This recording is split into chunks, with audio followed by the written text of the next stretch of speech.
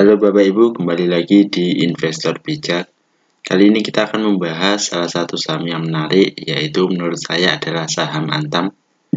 Saham Antam sendiri itu adalah saham pertambangan, atau singkatan dari Aneka Tambang atau biasa disingkat menjadi Antam, adalah bagian dari Main ID yang terutama bergerak di bidang pertambangan nikel, bauksit, dan emas.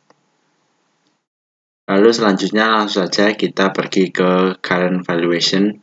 Dari valuasi saat ini ya, kita lihat di sini ada forward PE-nya itu ada 11,9 dan PBV-nya itu ada di 1,23 yang rata-rata sebenarnya PBV selama 3 tahun adalah 1,84. Artinya ini masih berada di bawah PBV rata-rata 3 tahunan. Oke, langsung saja kita ke net income. Dari net income sendiri sebenarnya Antam ini masih turun ya Bapak Ibu. Dari ini bisa kita lihat dari tahun 2022 yaitu sebesar 3,8 triliun, 2023 sebesar 3 triliun dan 2024 itu sebesar 2,9 triliun. Lalu kita lanjut ke EPS atau earning per share.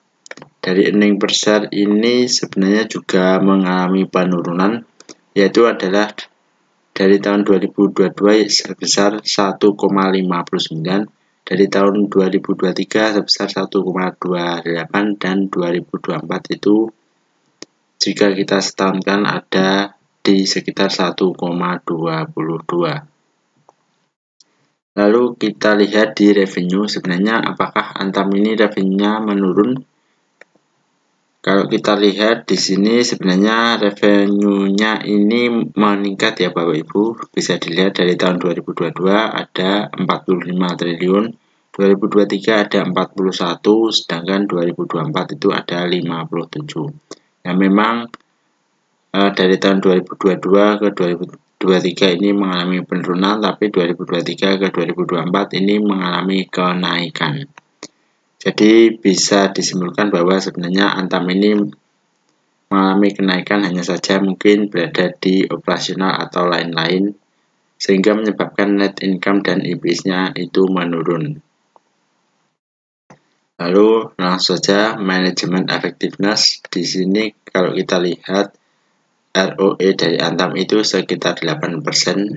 Ini masih tergolong cukup bagus dan return on asset itu ada di sekitar 5%-an. Selanjutnya dari sisi dividen, Antam ini juga salah satu perusahaan yang suka membagikan dividen. Dan dividen kemarin itu ada di sekitar 8% dengan payout ratio itu ada di 104,86%. Lalu selanjutnya kalau kita lihat di para analis, sebenarnya dari 26 analis ini ada 24 analis ini merekomendasikan untuk membeli dan 2 itu hold atau ditahan, dan 0 analis ini merekomendasikan untuk sell atau tidak ada yang merekomendasikan untuk sell. Lalu untuk target Antam sendiri sebenarnya ini berada di sekitaran 2000-an ya Bapak Ibu. Ini target dari Antam dan saat ini bahkan lebih rendah dari yang terendah. Nah, dengan target 2000, apakah Antam ini menarik bagi Bapak Ibu? Kalau kita lihat di sisi grafiknya ini memang cukup mengkhawatirkan kemarin karena dia itu turun dari trendline, tapi saat ini dia sudah naik lagi di harga 1530. Dan kalau kita targetkan di harga 2000 itu sebenarnya masih sangat jauh sekali ya Bapak Ibu. Kalau saya ini 10% saja ini ada di harga 1650, itu sebenarnya masih sangat jauh sekali.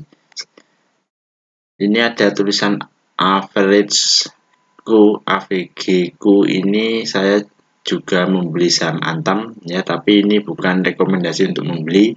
Jadi nanti Bagi Bapak Ibu yang ingin membeli, silakan. Bagi yang tidak juga tidak masalah. Kalau saya ini sudah masuk di saham Antam. Dan lalu kita lihat di valuation tool-nya, jika EPS itu ada di 101 dengan estimasi peningkatan sekitar 5% dan standarnya selama 3 tahun itu adalah 16, maka target Antam itu masih mendapatkan potensi gain sebesar 15% atau di harga targetnya adalah 1.700-an. Dengan target tertinggi itu ada di 2.200. Sedangkan target sedang ada di 1.555. Nah, apakah Antam ini bisa menuju ke harga 2.000? Nah, lalu kesimpulannya, yang pertama adalah emas ini ATH atau all time high. Jadi harga emas saat ini sedang tinggi-tingginya, sedangkan PBV dari Antam ini hanya sekitar 1,23 dari standar selama 3 tahun ya. Padahal kalau 3 tahun kemarin emas itu belum ATH. Lalu Antam memiliki dividen sekitar 8,37% dan revenue dari Antam ini naik. Dan yang terakhir adalah harga masih di bawah target. Nah, ini adalah kesimpulan yang saya simpulkan di perusahaan Antam. Bagaimana dengan pendapat Bapak Ibu? Apakah setuju dengan kesimpulan saya? Terima kasih bagi Bapak Ibu yang sudah melihat video saya. Keputusan jual dan membeli ada di tangan Bapak Ibu. Saya hanya memberikan informasi saja. Terima kasih dan kita bertemu lagi di video selanjutnya.